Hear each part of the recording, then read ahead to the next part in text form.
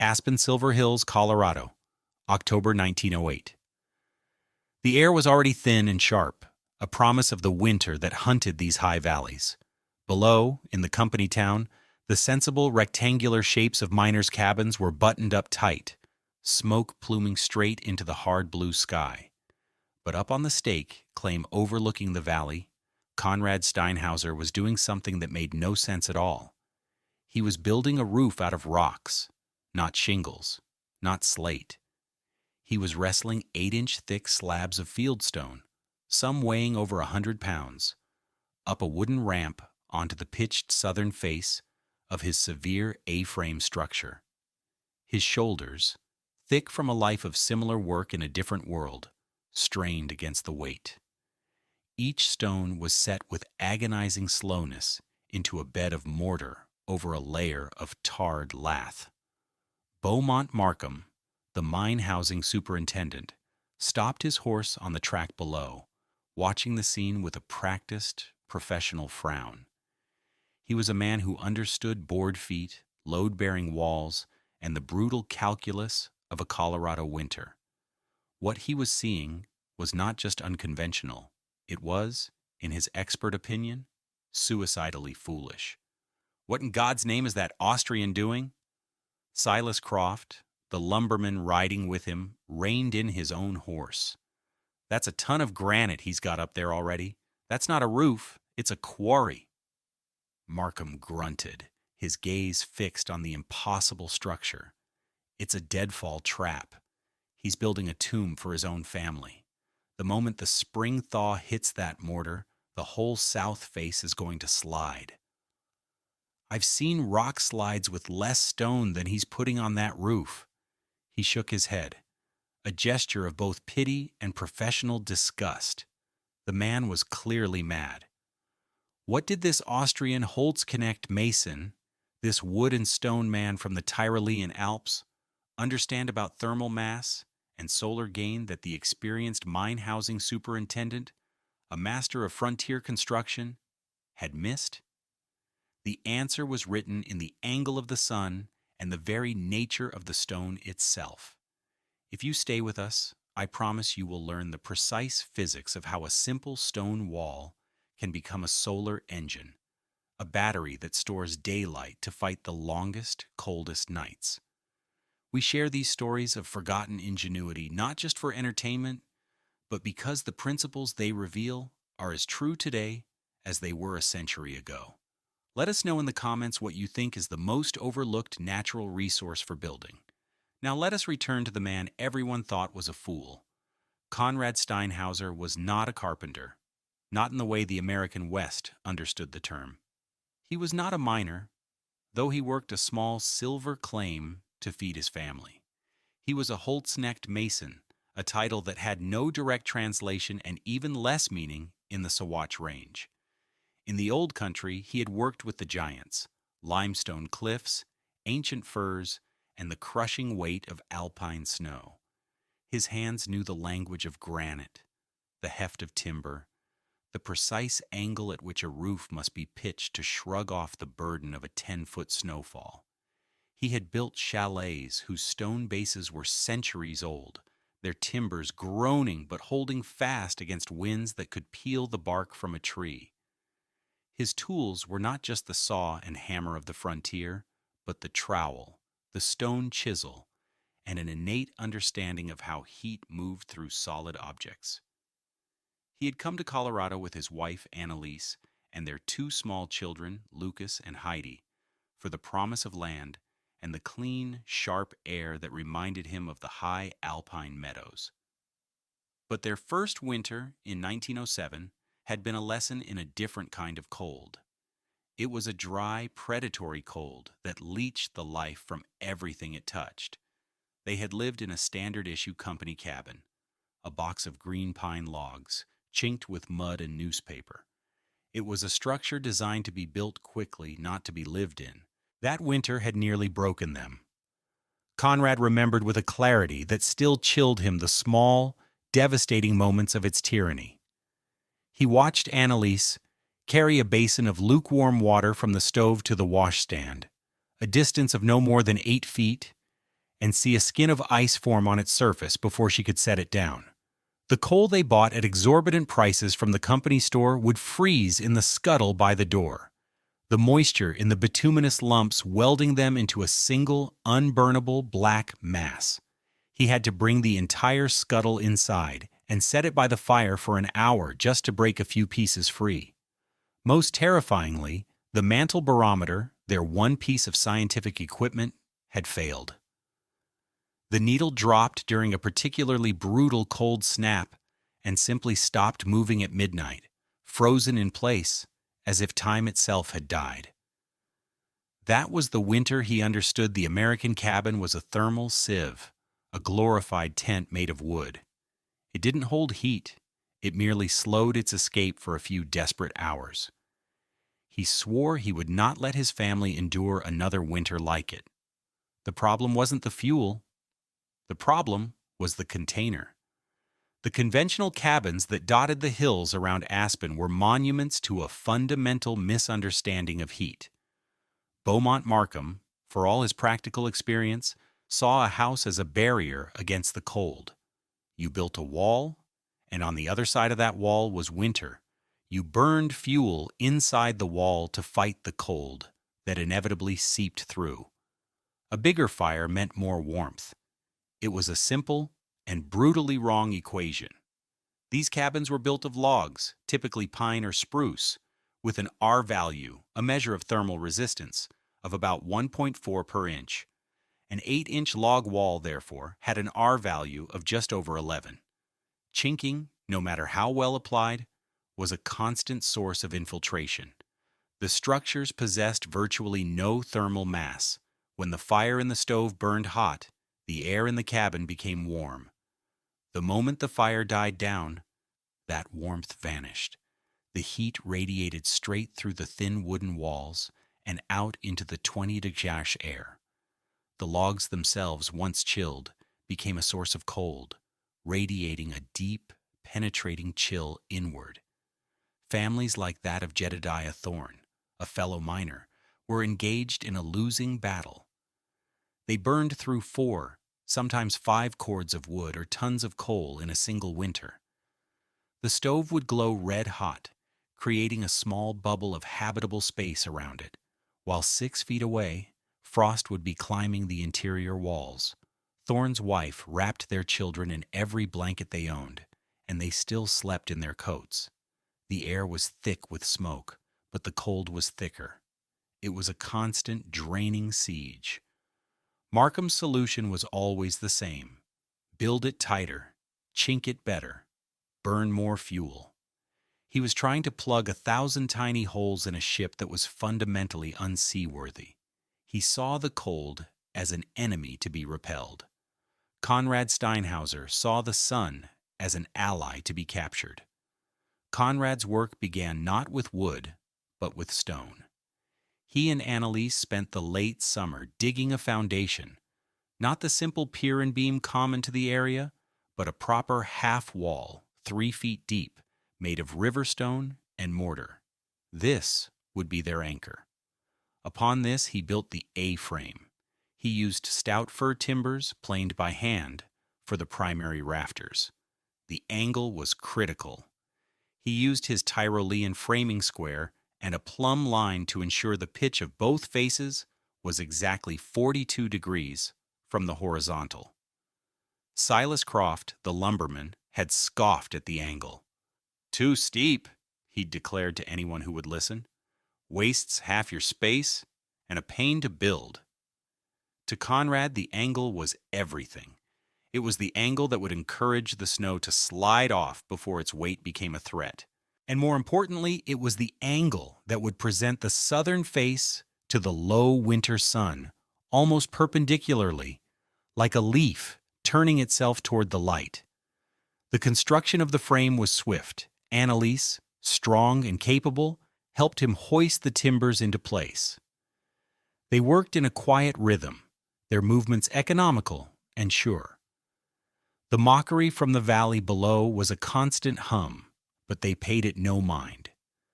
Once the frame and the north-facing roof were sheathed in traditional planking and tar paper, The real work began, the strange work. On the south face, he laid down a deck of rough sawn pine, then covered it with a thick, sticky layer of tarred lath. This was his waterproof membrane. Then came the stones. For weeks, he had scoured the surrounding hills, not for gold or silver, but for flat, dense slabs of granite and schist, the kind of stone that felt heavy and solid in the hand. He chose them like a jeweler, choosing gems, looking for pieces between 6 and 10 inches thick, with at least one relatively flat face. He built a ramp of heavy timbers against the south face of the A-frame.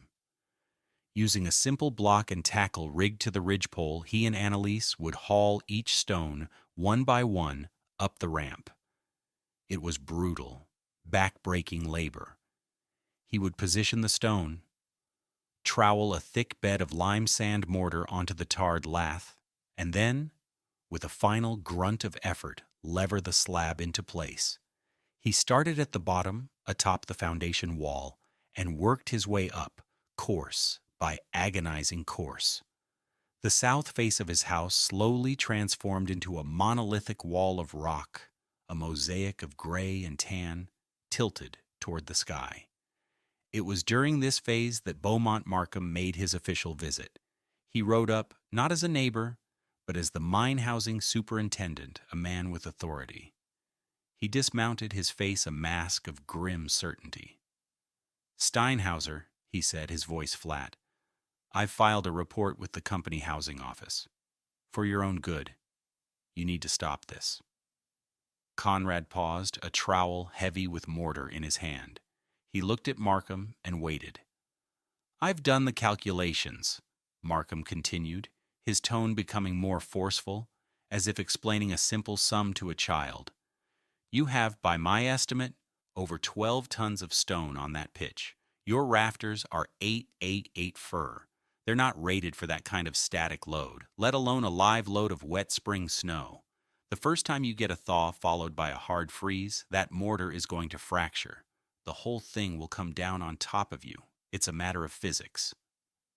Konrad wiped a bead of sweat from his forehead with the back of his wrist. He looked at the stone he had just set, then back at the superintendent.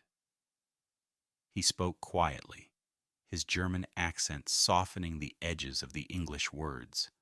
"The stone is not on the roof, Mr. Markham. The stone is the roof." He then turned back to his work, picked up another trowel of mortar, and the conversation was over. Annelise watched from the doorway, her hands wrapped in her apron. Later that evening, as they ate their simple meal of bread and soup, she touched his arm. "Konrad," she said softly, "the men in the valley, they say the house will fall." He looked at her, his face tired but his eyes clear. "In my valley," he said, "the mountains are made of stone. They do not fall. This house will stand." She saw the certainty in his eyes, a knowledge deeper than calculation, and she believed him. The principle Markham missed was thermal mass. He saw the stone as dead weight. Konrad saw it as a living battery. The science is as simple as it is elegant. Different materials absorb and release heat at different rates. A log cabin with its low-mass wood heats up quickly and cools down just as fast. It's like a paper cup, easy to warm, but it holds no heat. Stone is the opposite. The fieldstone Konrad used had a density of approximately 165 pounds per cubic foot. A material this dense has a high capacity to store thermal energy. On a clear winter day in Colorado, the sun, though low in the sky, delivers a significant amount of solar radiation, hundreds of BTUs per square foot. Because Konrad had pitched his stone wall at 42 degrees, the rays of the winter sun struck it at an almost direct 90-degree angle, ensuring maximum absorption. The dark, rough surface of the stone was a perfect collector. Over the course of a 6-hour winter day, the 8-inch thick stone wall would absorb this solar energy, slowly, steadily. The surface temperature of the stone could rise by as much as 22 degrees Fahrenheit over the ambient air temperature, even on a day when the air itself was near zero. This stored heat, thousands upon thousands of BTUs, did not stay on the surface. It slowly migrated through the dense stone. Then, as the sun set and the landscape plunged into the deep, breathless cold of a high-altitude night, the process reversed. The flow of heat is always from a warmer object to a colder one. Inside the cabin, the air temperature would begin to drop. But the stone wall, now significantly warmer than the interior, began to radiate its stored energy inward. It became a silent, gentle furnace. Konrad had calculated that his wall held enough thermal energy to continue radiating palpable warmth for more than 16 hours after the sun had set, releasing it slowly and steadily throughout the entire night. He had not built a barrier against the cold. He had built a reservoir of warmth, filled for free every single day. The structure itself, the A-frame, was also a work of quiet genius. Markham's fear of snow load was valid for a conventional roof, but the 42-degree pitch was designed to work with gravity, not against it. It was steep enough that once the snow depth reached about a foot, its own weight would cause it to shear and slide off in a clean sheet. This meant the structure would shed an estimated 32% of a storm's total snowfall before the load ever approached the critical limit of 12 pounds per square foot. The house actively managed its own burden. The winter arrived not as a guest, but as an occupying army. In early December, a weather pattern the old-timers called a Sawatch Arctic outflow settled over the Rockies. A vast, heavy mass of continental Arctic air slid down from Canada and stalled over the high peaks. For 13 consecutive nights, the temperature in the valley plunged to 32 degrees below zero. The air was so cold it felt solid, a physical weight on the lungs. The world became brittle. Trees groaned, their sap frozen solid. The sound of an axe striking wood was like a gunshot, sharp and violent. In the company cabins, it was a time of misery. At the Thorne household, the battle was constant. Jedediah and his wife took turns staying up all night, feeding the stove until it roared. But it was never enough. They hung blankets over the door and windows, but the cold found every crack. Their meager supply of potatoes, stored in a bin against an exterior wall, froze solid. Their children, pale and coughing, lived in a small, smoky circle of warmth, venturing out of it only when necessary. The cabin was a failing outpost in a frozen sea. In the stone A-frame on the hill, life continued with an impossible, almost sacred, sense of normalcy. When the Arctic outflow hit, Konrad felt a quiet thrill of anticipation. This was the test. The first night, the temperature inside the cabin, with only a small cooking fire in the stove, dropped to a cool but entirely livable 58 degrees. Outside, the world was freezing solid. The next morning, the sun rose into a flawless, crystalline sky. Its rays, though carrying no perceptible warmth in the frigid air, struck the great stone face of the house. By mid-morning, the rocks were beginning their slow, steady drink of light. Inside, there was no frantic stoking of the fire. Annelise was baking bread. The smell of yeast and warm flour filled the single, high-ceilinged room. Lucas and Heidi, their children, were not huddled in blankets. They were sitting on the floor, on a bearskin rug, playing with carved wooden animals. They were in their shirt sleeves. The air was not just warm. It was a stable, comfortable, and even warmth. The stone wall to the south radiated a gentle, pervasive heat that felt like a permanent, silent sunrise. The ultimate proof of this strange new reality sat on a small wooden shelf Konrad had pegged directly into the interior stone wall. Before the cold had set in, a visiting pastor had given them a small wedge of Sacher Torte, a dense Austrian chocolate cake, a rare and precious luxury. Annelise had placed it on the shelf, intending to save it for Christmas. In any other cabin in that valley, the cake would have become a rock-hard frozen brick within hours. The miners' chocolate rations in the bunkhouse were so brittle They would shatter like glass if dropped, and the men would use a coal hammer to break off pieces. But on Konrad's shelf, the sacher-torte remained soft. Every evening, Annelise would touch it with her finger.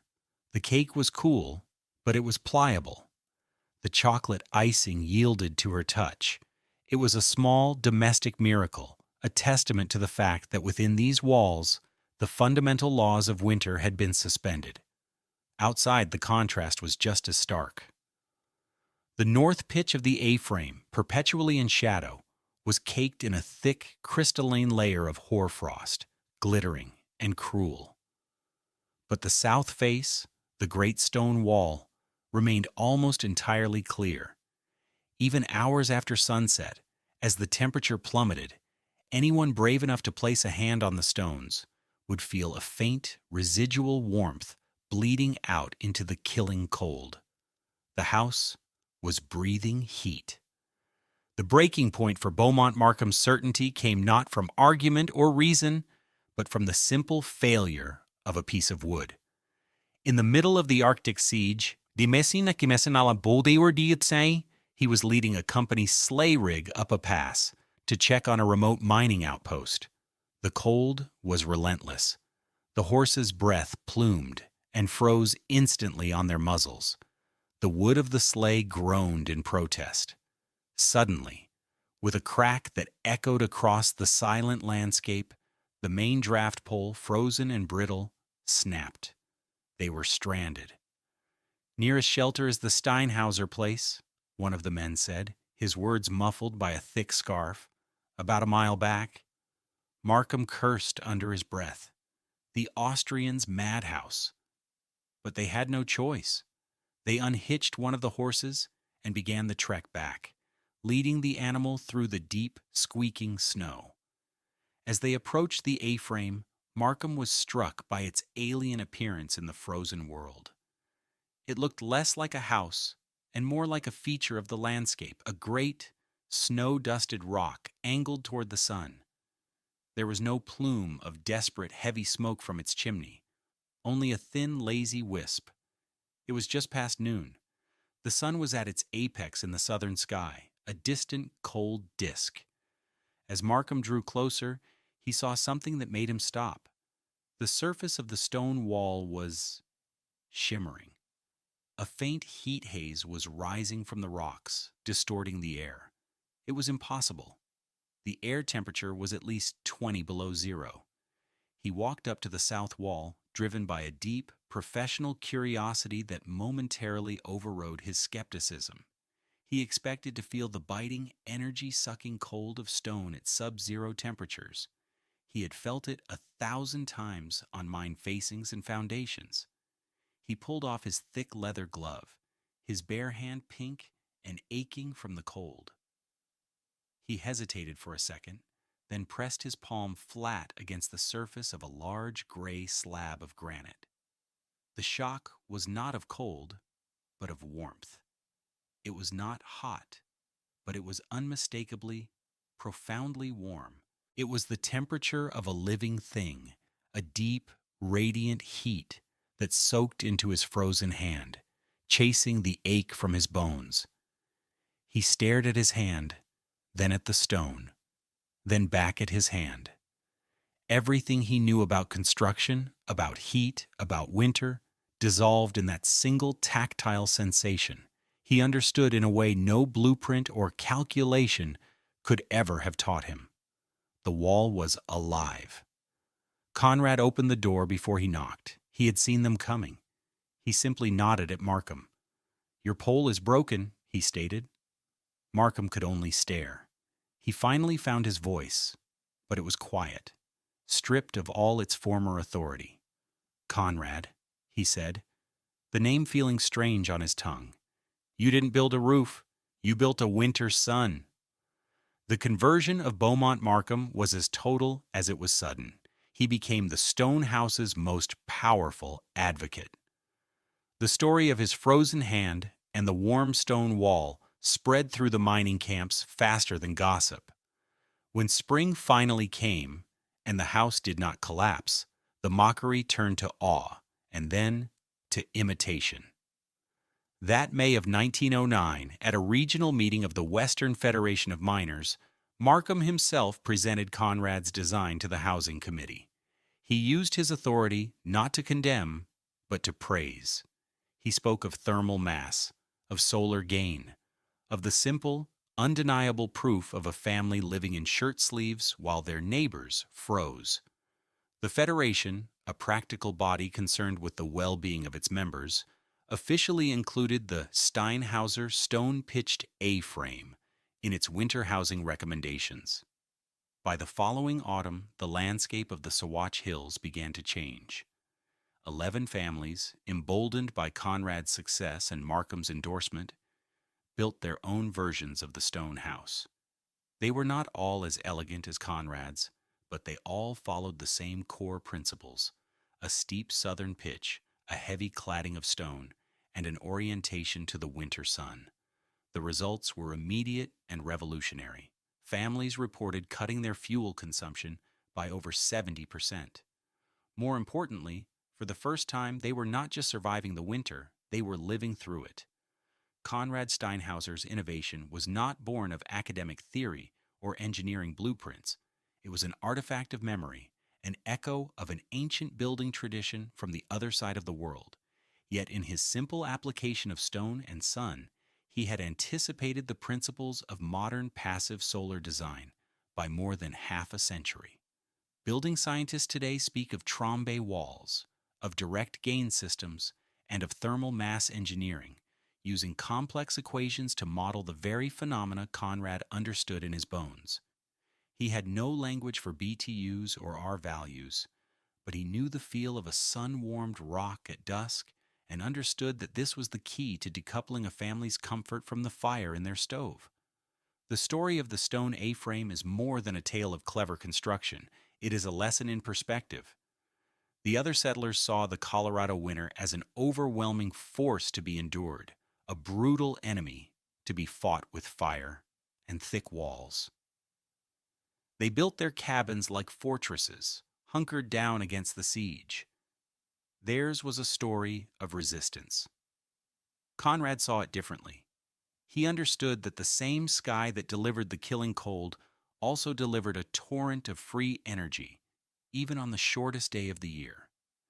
He saw the forces of nature not as adversaries, but as powerful, predictable partners.